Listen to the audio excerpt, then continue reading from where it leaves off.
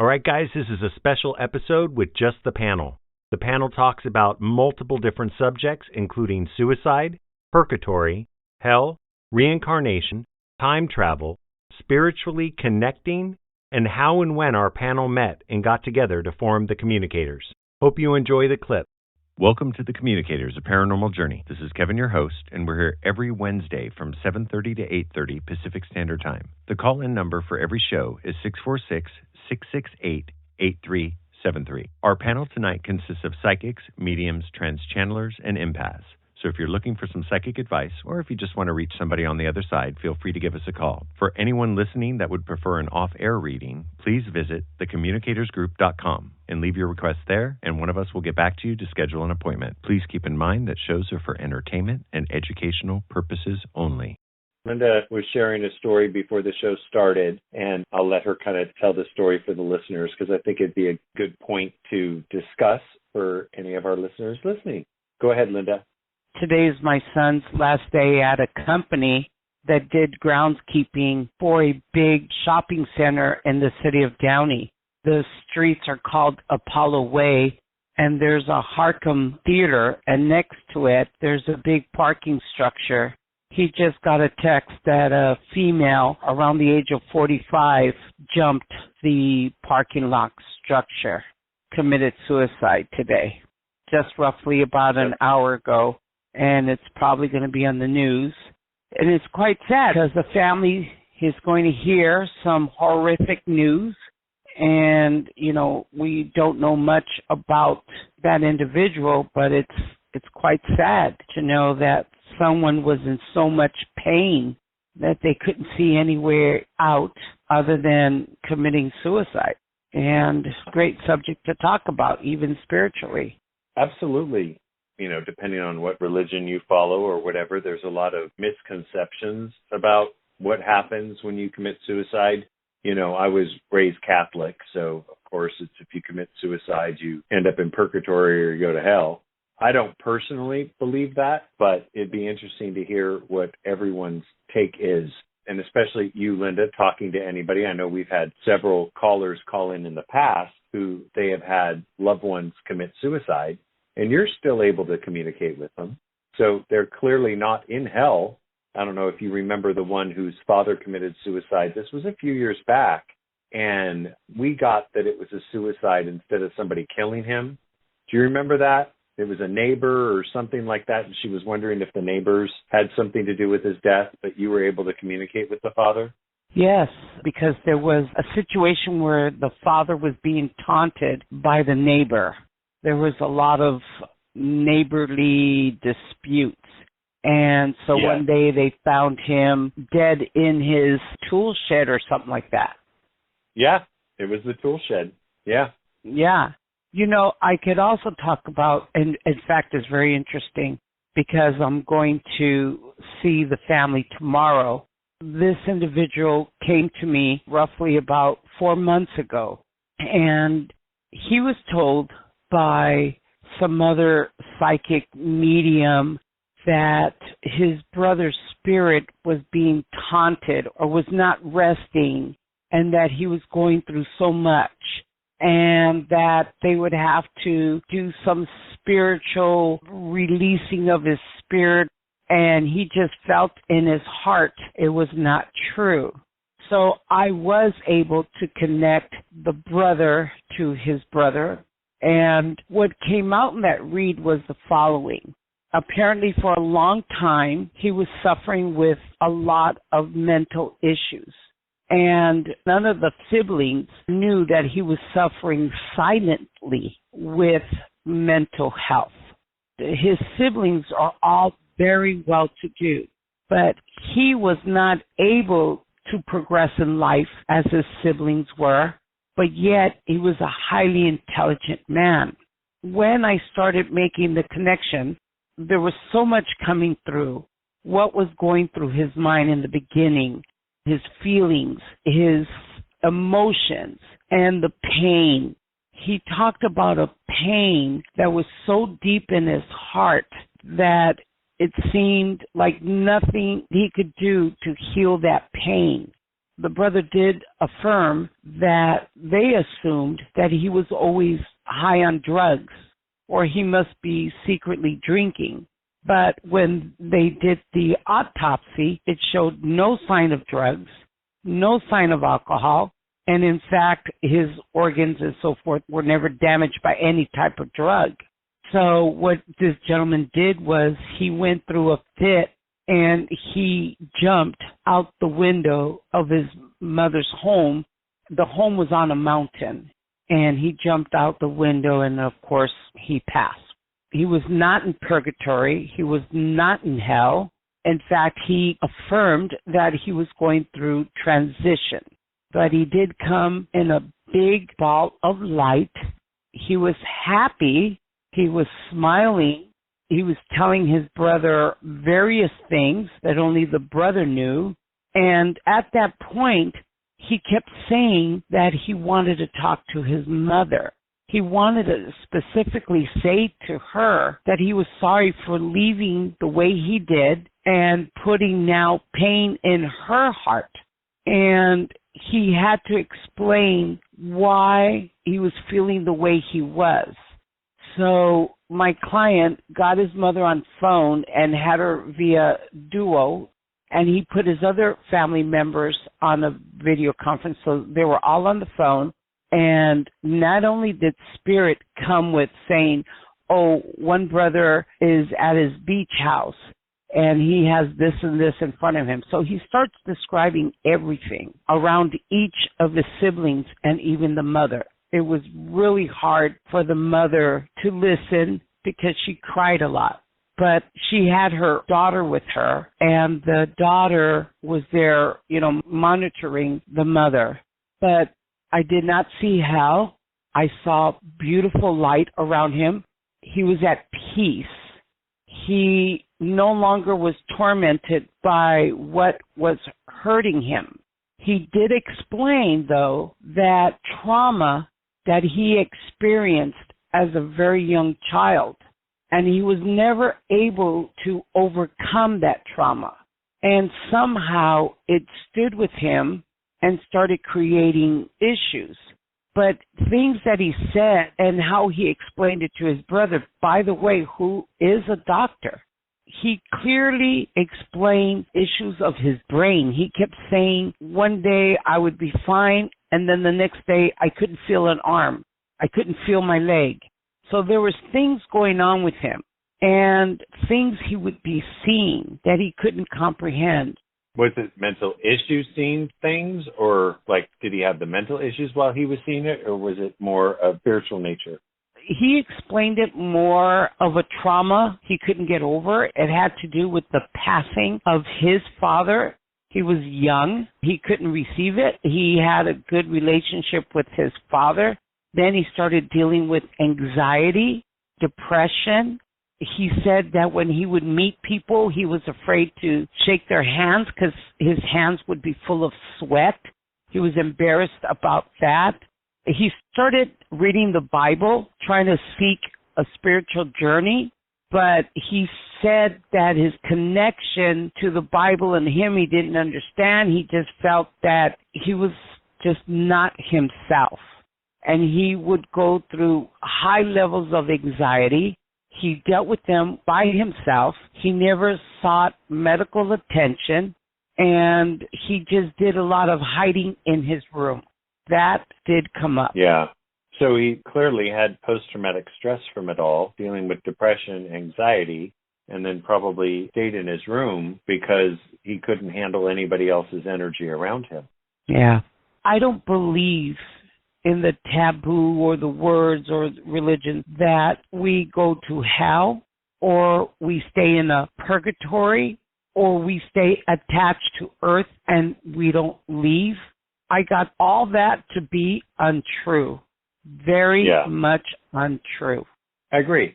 And I think that, a lot of times, at least from my experience, when I've spoken to other spirits on the other side, when they pass on, they're very much like in a dream state. A lot are seeing past life things, they go through that process. And I think the true hell is not seeing the light, still having so much trauma surrounding your death that you never kind of fully wake up after you've died and kind of have the lucid dream experience, when you wake up in a dream and you can take control of the dream. And I think that, Dwayne will even say, everyone could say, it's like a lot of the spirits that we end up talking to don't know that they're dead. They don't even realize that they're dead. And once you tell them, it is very much like that show Ghost Whisperer that used to be on. All of a sudden, it's kind of like their cue to wake up and have a lucid dream on the other side. And then they realize, and then that healing can happen because now energetically they're connected to the right energy. Makes sense. I think that people have this taboo, or it's like taboo, oh, you committed suicide, you left everybody behind. And I think a lot of times when they commit suicide, they think everyone's going to be better without them, that they're a burden. What are they contributing to the lives of everyone around them when they're that miserable and they're tormented by their own thoughts and emotions, 24/7? You can't escape your head. You can't escape the thoughts going into your head. You can't escape a deep depression. It's around you always. And then the more it happens, the more depressed you are, the more anxious you get. The more anxious, the more depressed you get. It's this vicious cycle. And it isn't easy to get out of. But, I think for listeners, if they've had somebody that has committed suicide, you can't look at it as to hurt you and leave you behind, or they didn't care about you. They literally thought you would be better off without them. At least out of the contacts I've made, that's a resounding thing that I've always heard. They figured they'd be less of a burden to people. What about you, Edgar, Dwayne? Have you guys had any experience with that and them thinking that everyone would be better off without them? Well, Kevin, as a mystic, as a Rosicrucian, we believe that you don't go to hell.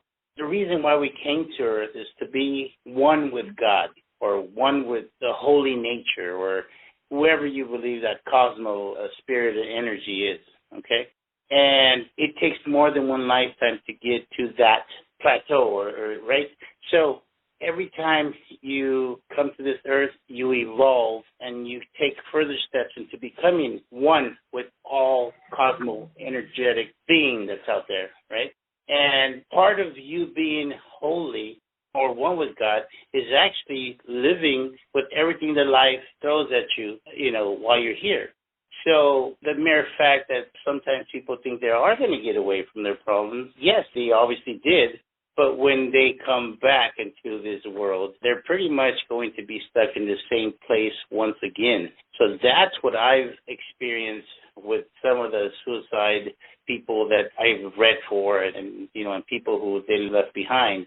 So right now that I'm hearing Linda, it's obviously something different, or it differs a little bit from what I've always been taught in my mystic world and what I've seen with my psychic abilities. And, so it just throws a little bit of extra to what I've already experienced myself.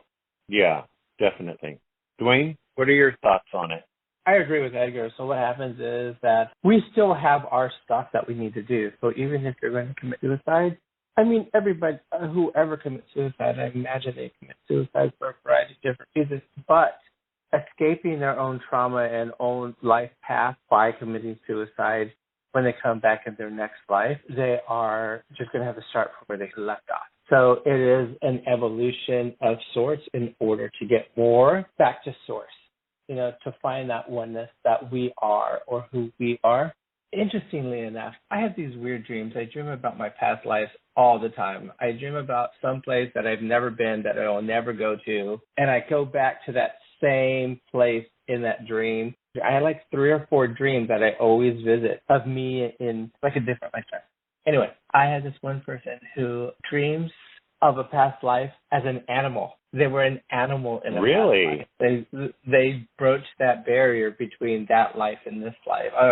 Whatever, animal to human or whatever. And that's their reoccurring dream, is they dream about their past life, an animal. What animal was it? Some kind of primate. I have never even heard of that. I have never heard of that, but that is our goal. You know, we start here and we end there, and every lifetime. I mean, you know how people say, oh my God, I was in this past life. You know, I've had many past lives. Well, I mean, honestly, we've all had many past lives. And, you know, in all of those past lives, the water that was in the ocean was in me at one time. Well, the water that's in the ocean was in one of my past lives at some time, right? So I was part of all this world because I've lived many past lives.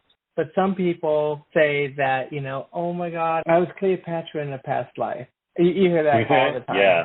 But the reality of that is because part of who Cleopatra was is part of the entire world, or is part of who we are. Part of what she has manifested is part of who we are as well. So we have glimpses of the oneness between Cleopatra and ourselves, and glimpses of ourselves and all the other animals, and how we can say that we're one with the earth, one with the universe, because we are innately connected and share the same body of the universe, right?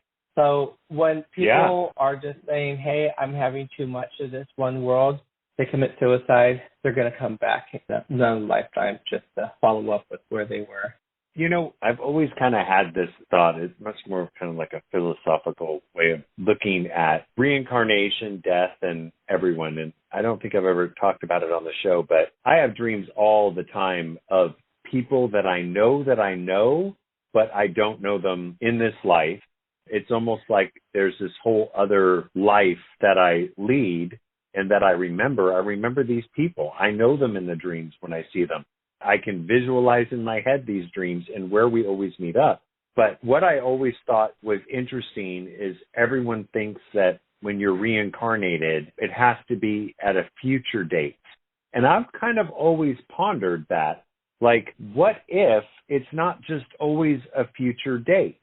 You know, present and future is all happening at the same time outside of this 3D dimension. So who's to say that if you believe in reincarnation, that you just don't get reincarnated and all of a sudden you're back in 1912 or you're in the year 8000 and you're being born into that year? You know, I just thought that that was such an interesting thought that I haven't heard anybody talk about before. I'm going to have a different opinion on that because the fourth dimension is out there, right? That's what we think. And then what happens is slowly perpetuates into the third dimension. The third dimension is clearly linear. We go from this one lifetime to the other, but the other dimensions allow us to see the past, present, and future. So if we are here living a lifetime of many lives, we have to go in a linear fashion. We can't just be reincarnated into the past. However, if you're in 1912, you could remember your future life because of the fourth dimension. You could remember your present life and also your past life. I don't want to say the future is set because we have part of the whole deal about us being here in this world is that we're get to make our own decisions and our own path, but certain things are set and we're able to see that kind of future. I just think it's a possibility. I wouldn't rule it out. Again, we differ on that because for me, it's like I think that we choose to come into the life. We choose our parents. We choose everything that's going to happen to us when we come in and all of that.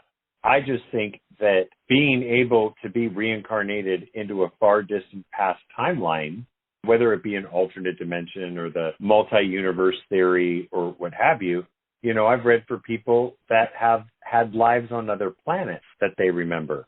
So if they remember a life on another planet, then why couldn't they remember a life, not remember, but they were reincarnated there? That's kind of outside of our scope of understanding.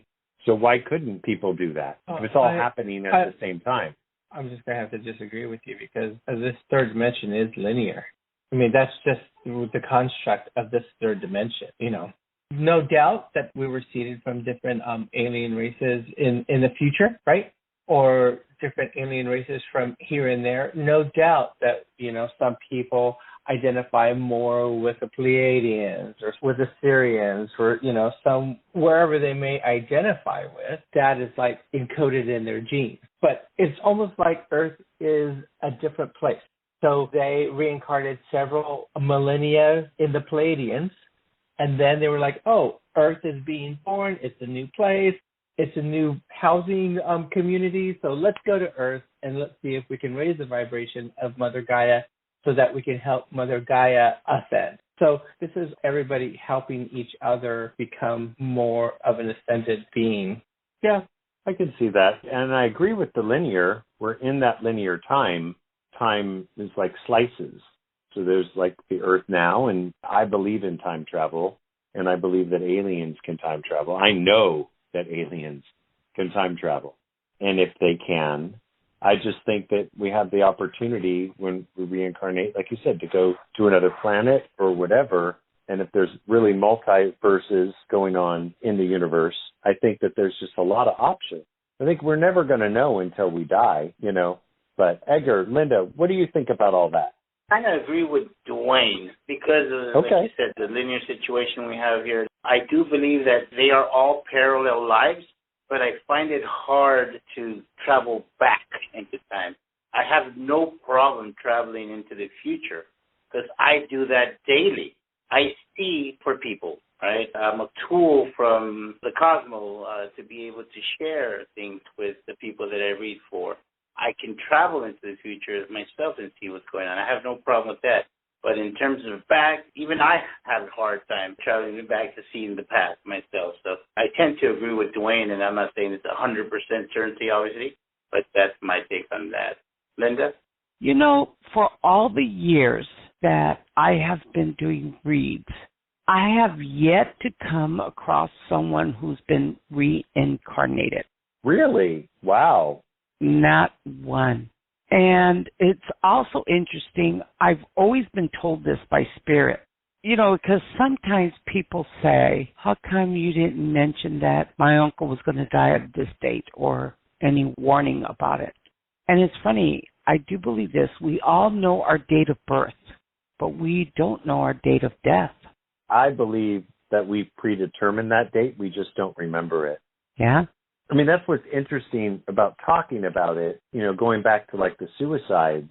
I believe that anybody who committed suicide, that was the plan all along, that it was predetermined by that soul before that soul came in.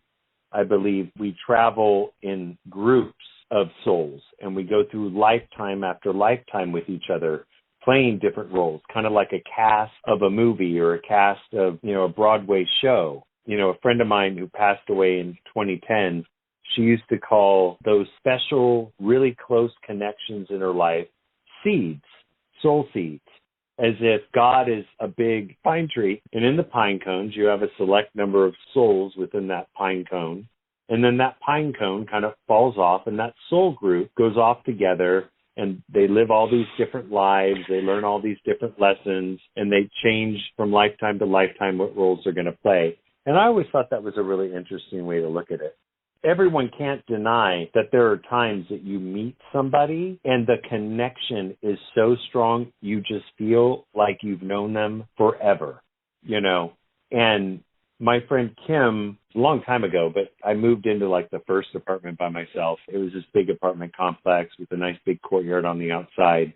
And I remember the first time I saw her, I was just mesmerized by her. And she was seen as kind of quirky and offbeat by everyone, but she's very, very, very spiritual.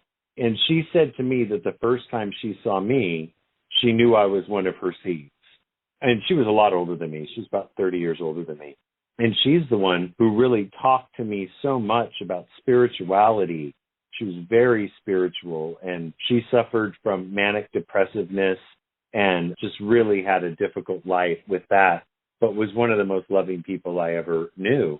But it was that, you know, I make very, very strong connections with people, and everyone else is just kind of like background extras in a movie. So it just kind of made sense to me.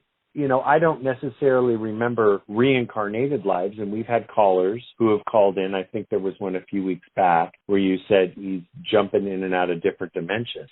And I know that that happens. Different dimensions, parallel universes, different realities. You know, if you're remembering those, and I do, myself personally, I remember those things. They're as real as this world, but yet how could I be living a life there, which isn't past. It's not like back in 1912. It's not back in a far off distant time. It's like in a future time. And I'm remembering people from a future time.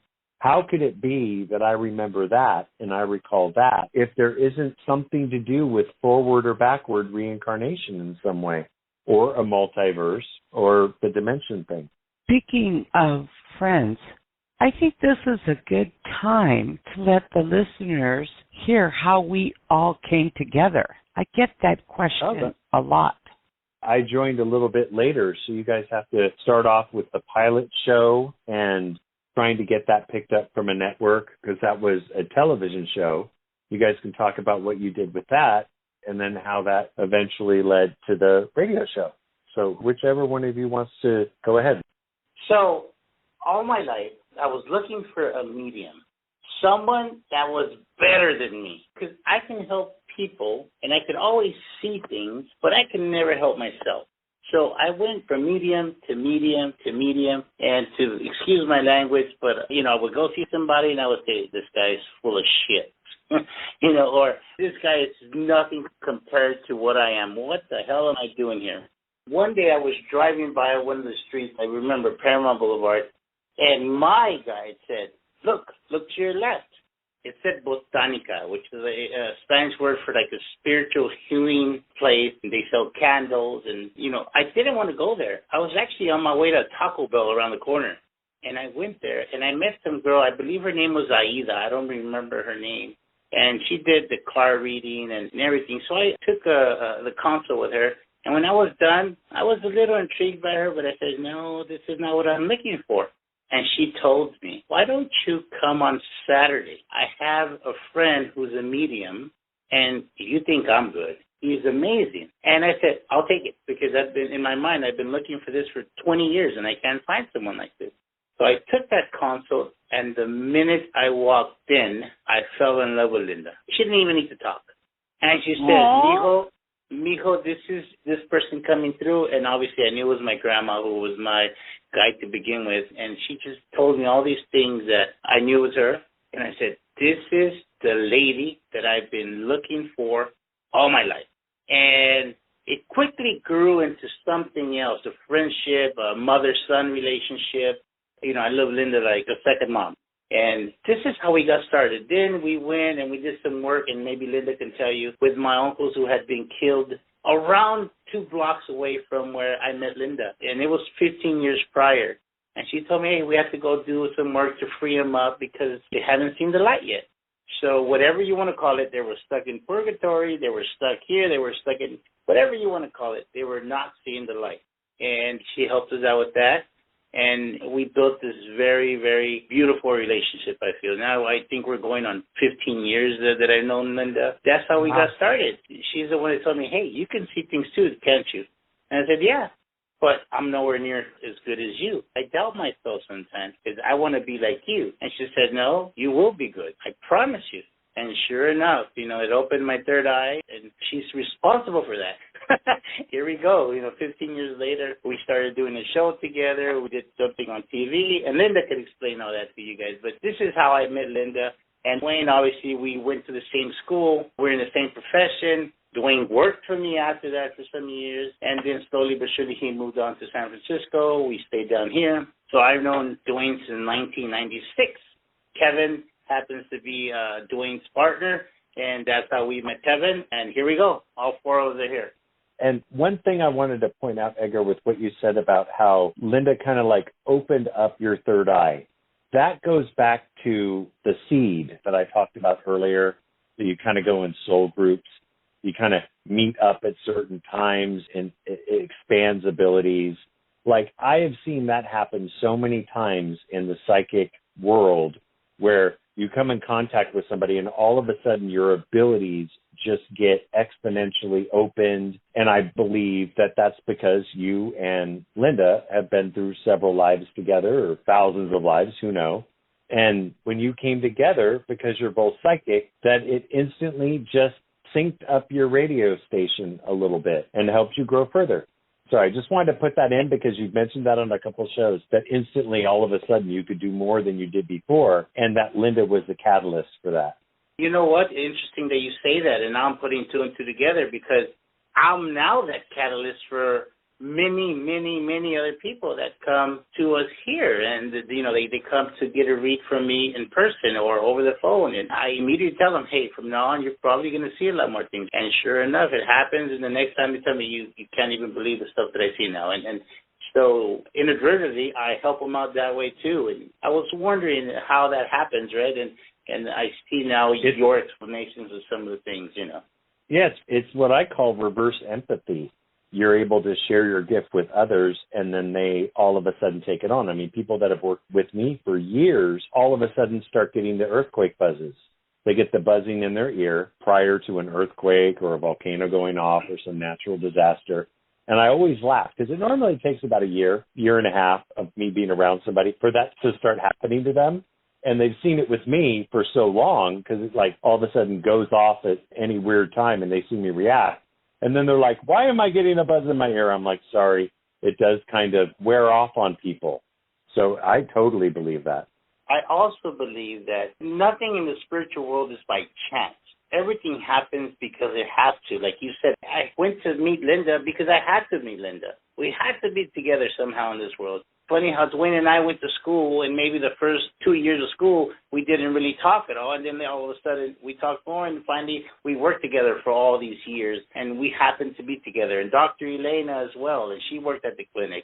And it's just funny how spiritual gods put everybody together that belongs together for one common goal, and I really do believe that. This is Dwayne. I want to go back to something that you guys were all been saying. In like quantum physics, what happens is that Edgar has one frequency and Linda has another frequency, and they're just not in sync. So then over time with being together, what happens is those sync up together, and then they become exponentially stronger because of they're sharing the same frequency. That experience happens to me a lot where people who are, I call them hatching, they're coming into their own realm. They're seeing that the veil between the two worlds are thinning and they don't know what's happening to them. So I've helped many of people hatch, so they don't feel wayward when they're on their way to becoming more spiritual. I can definitely attest to that. I've seen him do that many, many, many times.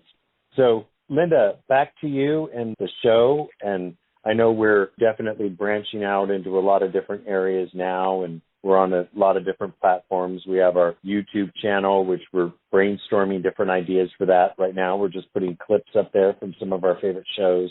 Like this episode will definitely go up there. It's a unique episode where we're all just kind of chatting about this.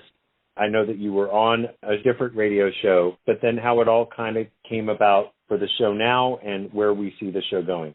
Well, it started with me auditioning for a television show that was going to be in Spanish where they needed a medium. The name of the show was called From Beyond. How I got invited to that was I was on my computer one day bored, and I typed in mediums for hire.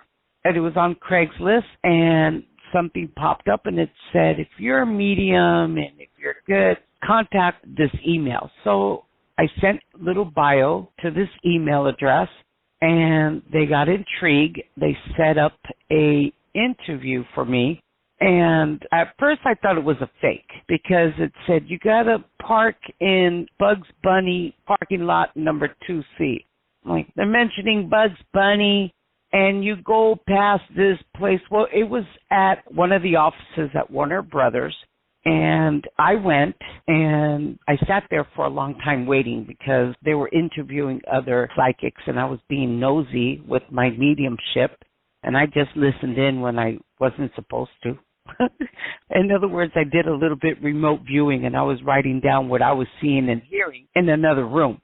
So then they took a break, so I started writing down about each person that was going to interview me, things about them, because I felt they're going to ask me spiritual questions. So I went in, sat down, and they asked my name, what did I do for a living, I told them. And they said, when did I develop my abilities? I told them when. So the first thing one person says, so what do you see about me? And I remember saying to him, you don't sleep. Your wife had an accident or some type of issue. She's not working, and you use an apparatus to sleep. Then the lady in front of me, I said to her, you're moving, and you're not going to be able to fit your refrigerator in the location in your new home, so you have to get a new refrigerator. And the other gentleman, I said, you have problems with love and you're in a relationship, but it's not going to work because you're thinking about something else. And all three of them were flabbergasted to the point where I got to know each one of them personally. So they called me back and did a pilot for the show. It went very well, but unfortunately they wanted a younger set of personalities. So the show was picked up. I was replaced with the other medium. I'm going to say his name, AJ Barrera, but I felt I was much better. But okay, AJ got it. They chose a different host. Everything got recast. I felt the way they recast everything, but the way they rewrote the program, because Telemundo, Channel 52, did pick up the show. They had 4 episodes, and then it didn't go anywhere. The female that I read for, she was a producer. Her name is Frankie. And the gentleman that couldn't sleep, apparently he was the producer to MTV Cribs. And the other gentleman is the owner of GM Productions. So individually they wanted to use me for different projects, but Frankie became more like a friend to me. We became friends. And she got me little spots on different shows. So I was pitching a show that was similar to the Long Island Medium. And because she took a long time to present it to Warner Brothers, here pops out the Long Island Medium. Petrudo, with Teresa Cabuto. And I said, she's from New Jersey, I'm from New York. And it was just, so many things that I had in my mind that they were popping up. And there's more shows, that are now in production. So Frankie started the radio show on Blog Talk Radio. We hosted the show. I was by myself, and it went very well for about 3 years. Then after meeting Edgar, I kept feeling that doctors are also mediums. I know they are. They feel. When they're touching body, they're feeling things. So then when I met Dwayne, I fell in love with Dwayne. The first thing I felt from Dwayne was his beautiful heart, his smile with his little dimple. He was vivacious with energy, always gave a positive energy vibe. When things were stressed around Edgar, I noticed Dwayne's energy calmed Edgar's down. So I pitched a show to Edgar, and Dwayne, we came together to start filming in different locations regarding haunts and so forth.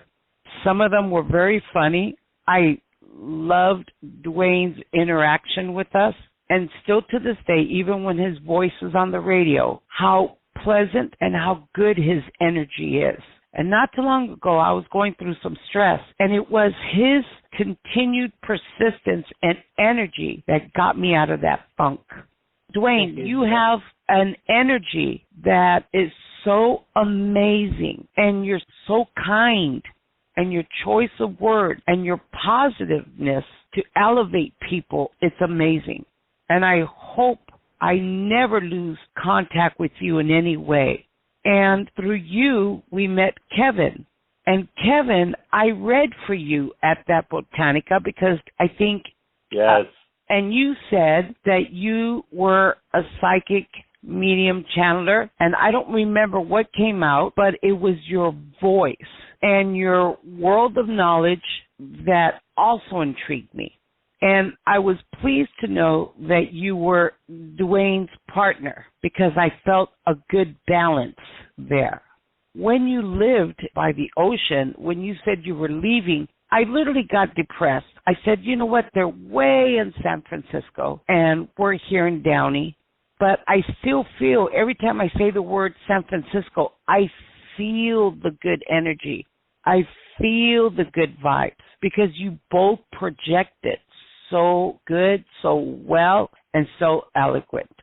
So the only thing I so could think sweet. of, the people who you must see over there, it's like putting their finger in a socket and getting all that energy because it's so good. And we do complement each other. We do. Edgar has his part. You have your part. Dwayne has his part. And I noticed that it's come together so well. And yes, we're going to have little irks with each other. But have you noticed we're here already 7 years? That is amazing. I took down all of the past episodes from 2020 through 2015 while I take the time to edit them because Blog Talk isn't always the best connection. And one of the main things that I've gathered by re-listening to some of those shows, A, the loyal following that we have from listeners, but also it's given me a really new take on the show in that there isn't another show out there like this where there's a panel of psychics, mediums, channelers, where people are calling in and they're getting a reading by 4 different people. And we don't always agree on what we pick up or what we sense, and that's the beauty of the show. That's why, we're now offering direct readings individually with anybody on the panel, as well as dual readings where you can go to our website, thecommunicatorsgroup.com, put in your request there, and we'll get back to you to set that up. We can do Zoom calls and Zoom readings, but we definitely are looking to expand the show and offer readings and episodes like this where we talk about interesting things. We also have our direct email, which is thecommunicatorsgroup@gmail.com. You could also reach out to us there with show ideas or any inquiries. Like Linda said, if anybody's listening to the show and they want to get a hold of us for an event or for another show or things like that, definitely reach out directly to us and we'll get back to you. But it's been a great show tonight, just talking. This has been very, very enjoyable. So I will go to Linda to say her good night. Good night, and I want to tell Dwayne, Kevin, Edgar, I love you guys, truly do. God bless you. Good night to everybody, and Wednesday we'll meet again. Oh, you're so sweet. Ditto to all of that. And Dwayne. This was a great show. I love you guys all too. Edgar. Well, great show. Not only do we love each other here, we also love all of our listeners. And thank you. God bless you all for listening. We'll talk to you guys next week.